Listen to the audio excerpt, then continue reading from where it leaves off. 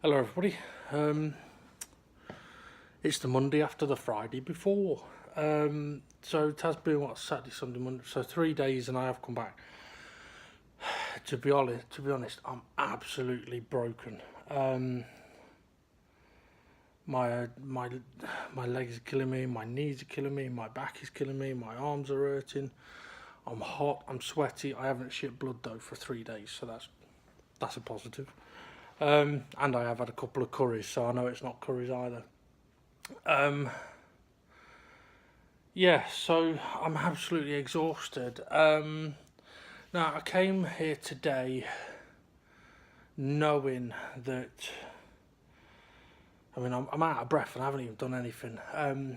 Knowing that I'm going to be suffering today, so I've had to kind of change my plans of what I was going to do today.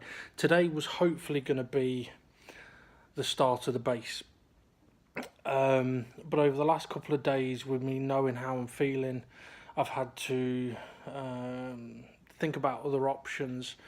One of them was, well, it still is, I've got a piece of wood from something that I built a long time ago. That I need to make one cut in that goes at an angle, curves, goes straight, curves, and comes up.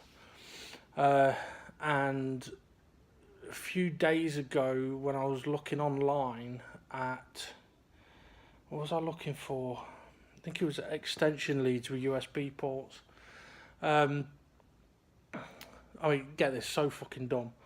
I'm looking for extension leads with USB ports so I can like plug things like a phone charger straight into it or e-cig charger straight into it.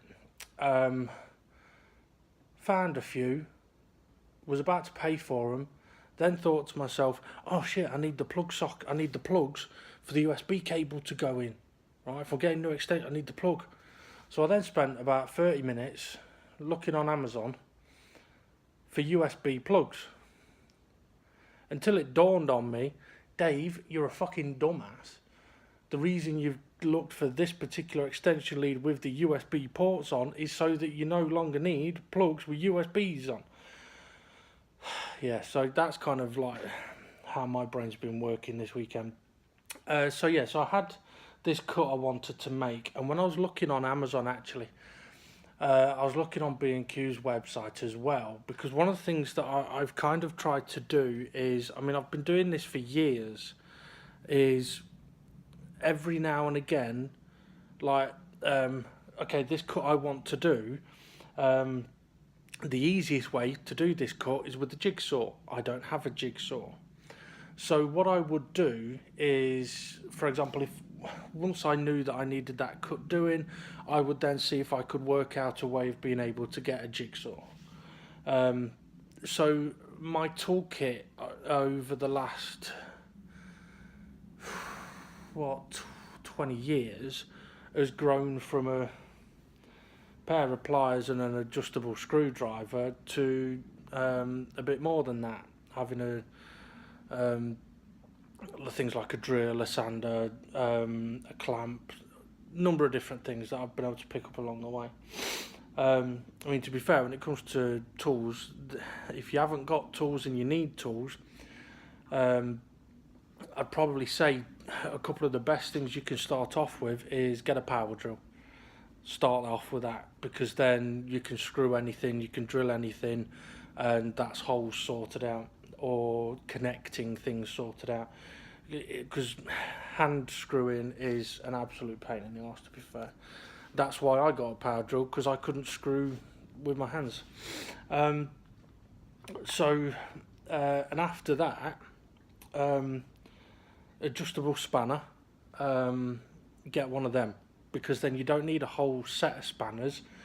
You've got one, and to be honest, you can pick up like a set of 3 adjustable spanners, going from like a small in length to about so big in length, 3 of them for a tenner. And once you've got them, you've got all spanner sizes covered really. If you're needing bigger than that, then you probably should already have a toolkit.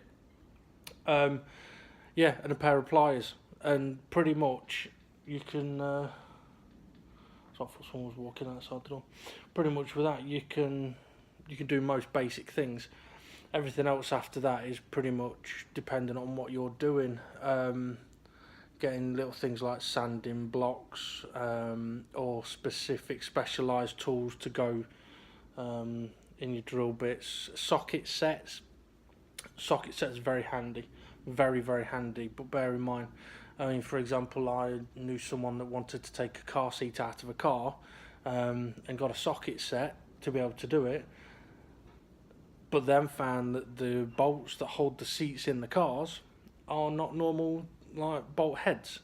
They're like a Torx bit. If you don't know what they are, Google them. Basically, it's like a star shape, but it's not a 5-pointed star.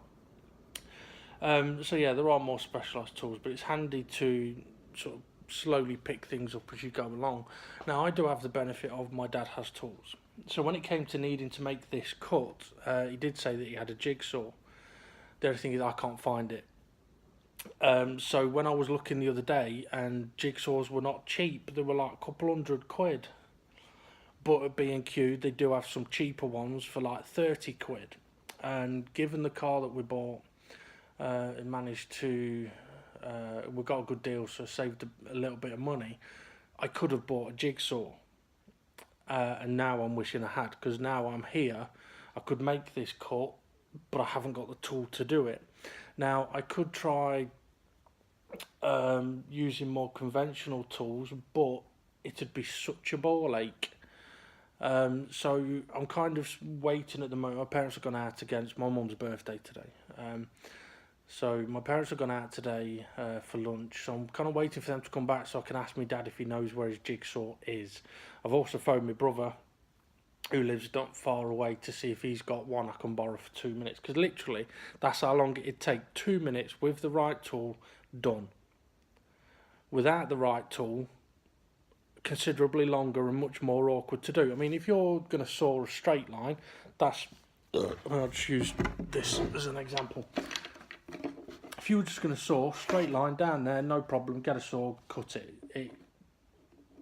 I'll say no problem, it'd be pain in the backside, but you could do it. Now with the jigsaw, you could do exactly the same thing. You do that straight cut.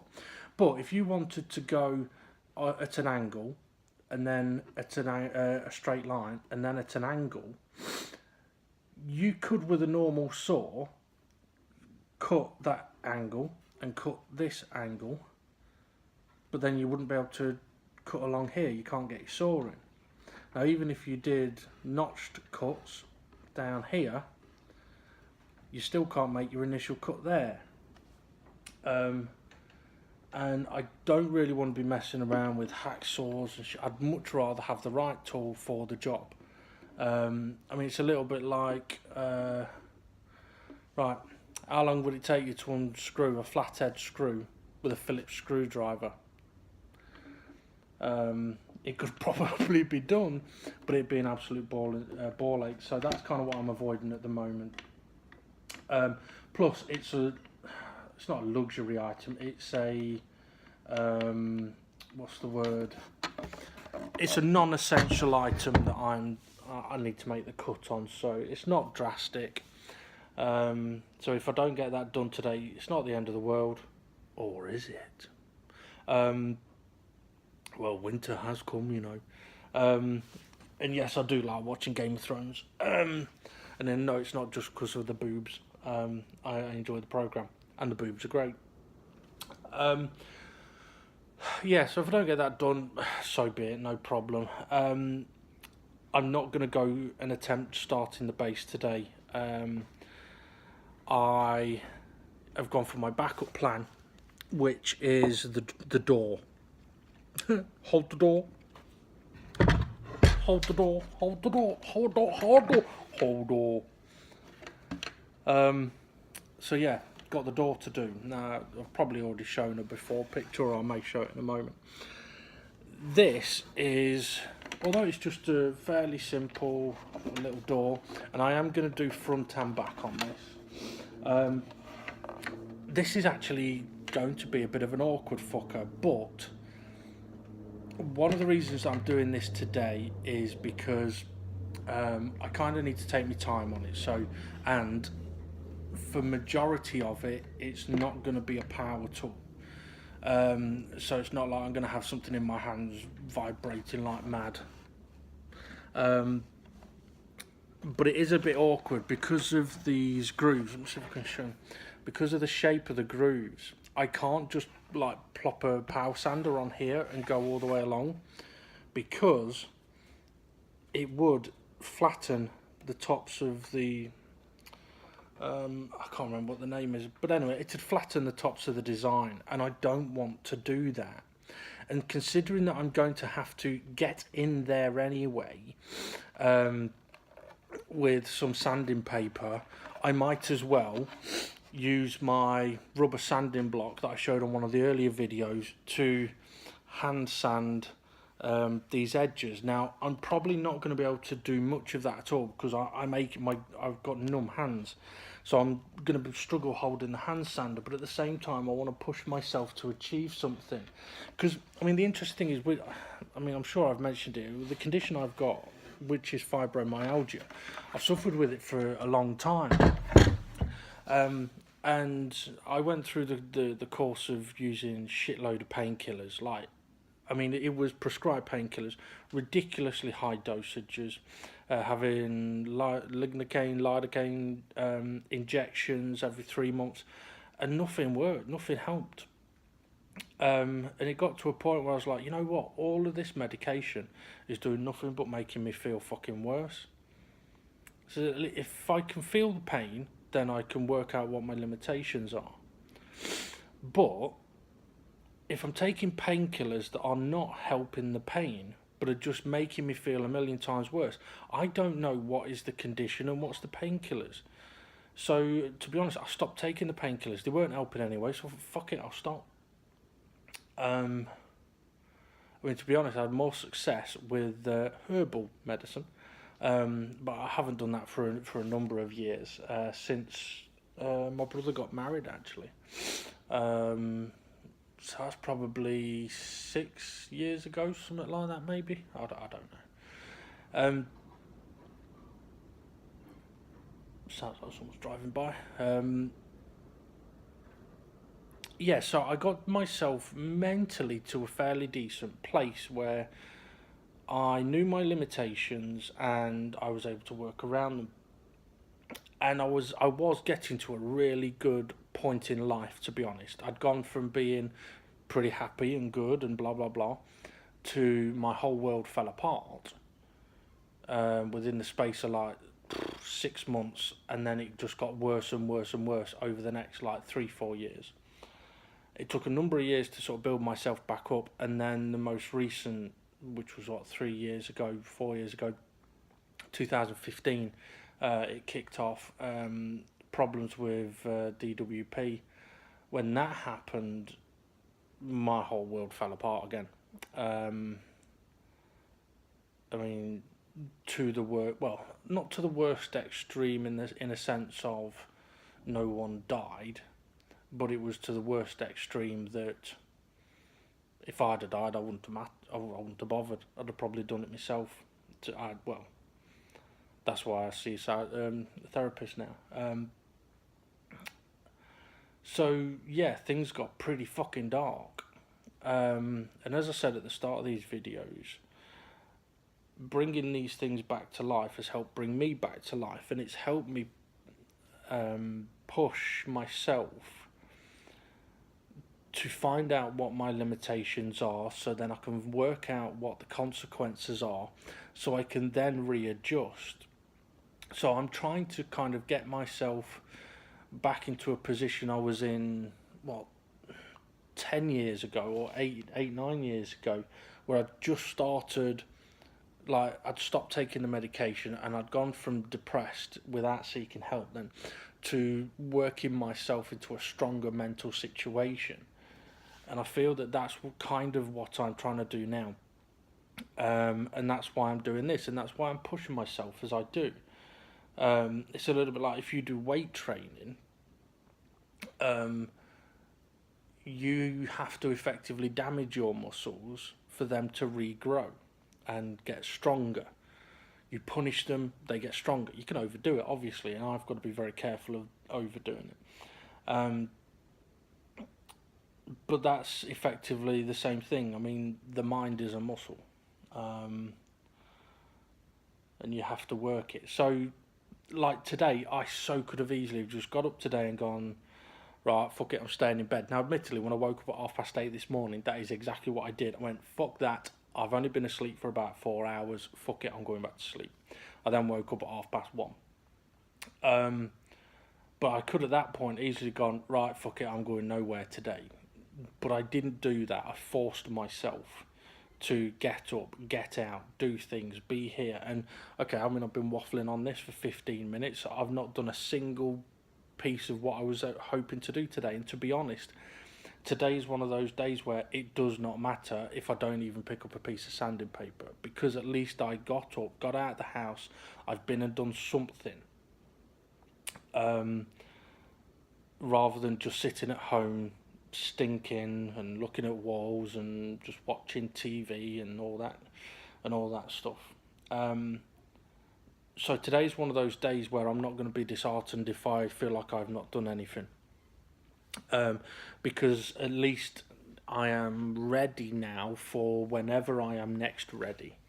I mean, ideally, I would like to get this door, if I could get this door sanded down and a coat of varnish on it today, that'd be lovely, but I don't think that's going to happen because I think it's already nearly 5 o'clock. And I have got a couple of things to do on the old interweb this evening, so I'm probably not going to touch it today, but at least I'm in a situation where next time I come, I could come and get this door done. Once that door has been cleaned and sanded and cleaned and coat of varnish on it, then we are just onto the base. And I mean, I know I've mentioned on the other video, the drawers look lovely. By the way, I did put a bit of masking tape on the back of one of the drawers. 2 pieces, pulled 1 piece off today. No stain moved. So I'm going to leave the other one on until the next time I'm here and see what happens there. Because hopefully then, being able to masking tape the sides of the drawers will make putting the next 2 coats of varnish on so much easier. So, well, not just easier, because, well, it will be easier, because instead of having to like get, so I would use cotton buds and do the fiddly little bits on the sides, I would literally be able to ignore the fact that I don't want varnish to go somewhere, because it can go on the masking tape and probably the paper that I'll use. So I will be able to do it considerably faster. I may even be able to literally line up, or was it 3, 6, 8, 9? I may be able to literally clamp up all 9 drawers and go, right, okay, varnish one. And how long would it take to just varnish the front with the sides taped? 30 seconds. So if I've got all the drawers prepped and ready to do, 30 times 9, whatever that is. I would say 9 times 30, but I can't do that. Well, if it was 30 times 10, it'd be 300, take off 9. 291. 291 seconds, effectively, is how long it would take to put a coat of varnish on the front of all of the drawers. So if that bit of masking tape doesn't take any stain off, that is probably exactly what I will do, because then I can, when it gets to that bit, once I've put a coat on the base, that is pretty much what I'll do, because I'll be able to literally go, right, 1 coat of varnish on, let it dry for an hour. Very light sanding, and that probably take about a minute each one. Clean them, let it dry for an hour. Second coat of, well, it'd effectively be the 3rd coat of stain, but it'd be first, second in that situation. So 2 more coats of stain on the front, done-ish. Then I can take all the masking tape off and all the cover and all that kind of stuff, and then I can just do 1 final coat of clear varnish, and then the drawers are done. So while I'm sitting here and waffling on, I am actually thinking to myself, you know what, I'm really not going to get anything done today. that I wanted to, but I do still want to do something. So what I am thinking I'm going to do instead, I mean, I may make a little start on varnishing this, just so I can get an idea of whether this is going to come off easy or whether it's not. And the reason I say that, when I came to sanding the routed edge of the unit's top, that came off so easy. So hopefully this would be the same. I mean, this looks like it's not been put on anywhere near as thick as the front of the drawers were. So I may have a little test, but what I am actually going to, what I think I will do is, you'll see here that there is a crack running from the bottom about 3/4 of the way up. Now, initially I was just going to leave that crack, but I'm thinking I may do a little test repair on it. What I'm probably going to do is I will sand around this area, basically sand a strip here. I'll try and do this today, and then put a layer of like PVA glue in there, front and back. And reason for that is, if I effectively fill the gap with glue, it'd be similar to doing what I did on the top with the down walls. And I may even sprinkle the wood dust, because I saved some wood dust, so I might do that again. So I can put a layer of glue front and back, let that harden up, let that seal up. Unfortunately, the back of it is damaged slightly, so it's not being completely held in, but it's held in enough that with a little bit of glue in the crack front and back, that shouldn't really go anywhere anymore. So yeah, and by doing that today, that means that next time I come, that should be dried, hardened, and if it needs another quick dabbing of glue, then I can do that, no problem. So that's what I'm going to do today. So if I can get that done, I'll be happy. And then do a little test. So yeah, okay, right, waffled on 22 minutes. See how we get on in a bit.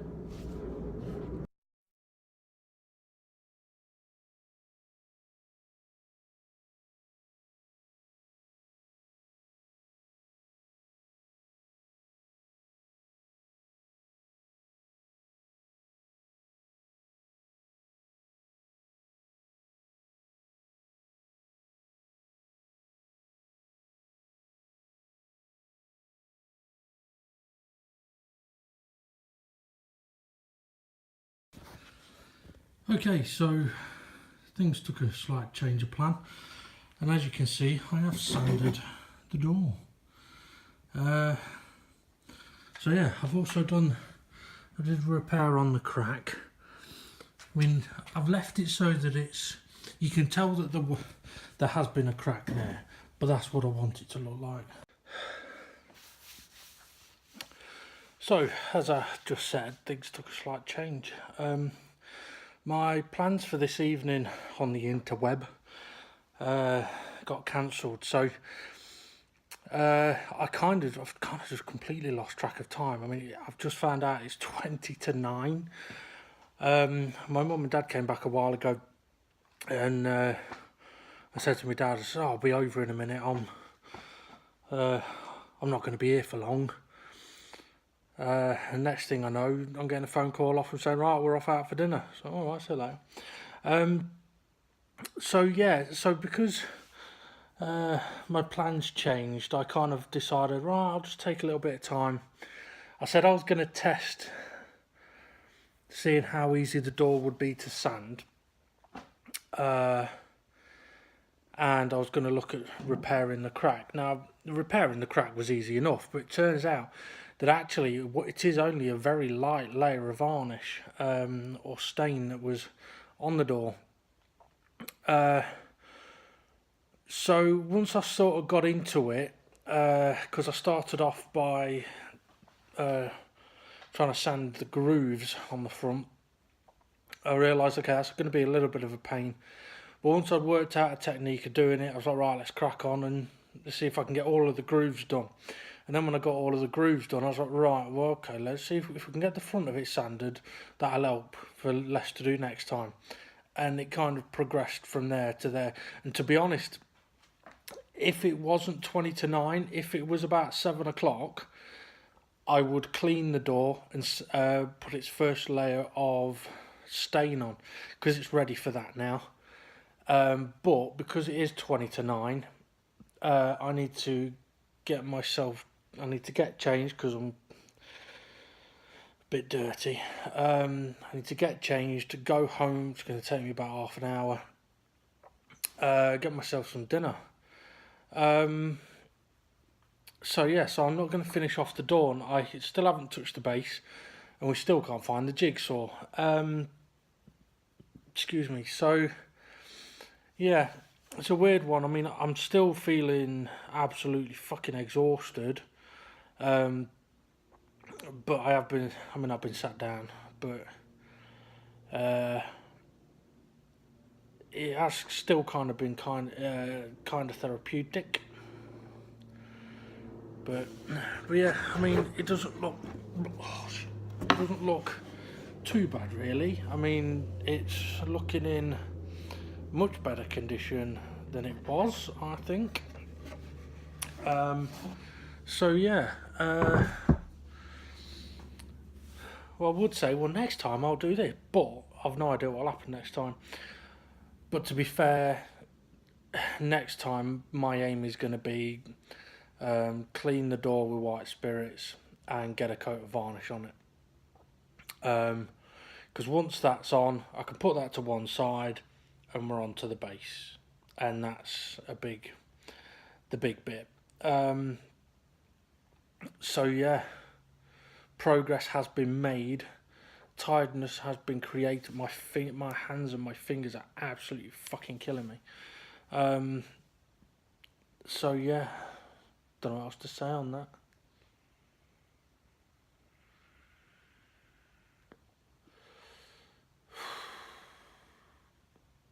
I just hope the door's going to be easier to varnish than it was to sand. I mean, it wasn't that... I'm glad if it had had the level of coats on it that the drawers did, it would have been an absolute nightmare. But literally just going over it once with sandpaper was taking quite a bit of the varnish off. So thankfully it didn't take anywhere near as long as it could have done. And okay, I could sand it down considerably more, but there is a bit of sort of a patterning to the wood with the different colours, and I'm kind of hoping that, a little bit like with the drawers, that it's just going to add to making it look like it's older. It's not just been refurbished. I sort of want to still want it to look old. So yeah, good progress. The crack I fixed with glue again. Used the cotton buds to spread the glue into the crack, and waited for it to dry, and then put a little bit of glue down, put some of the wood dust down, and sort of wedged it in there. I mean, to be fair, it's obvious that there's a crack there, but that's fine. It adds to the character of it. Okay, I'm going to bugger off because I'm fucked. So I'll have to see how we get on next time.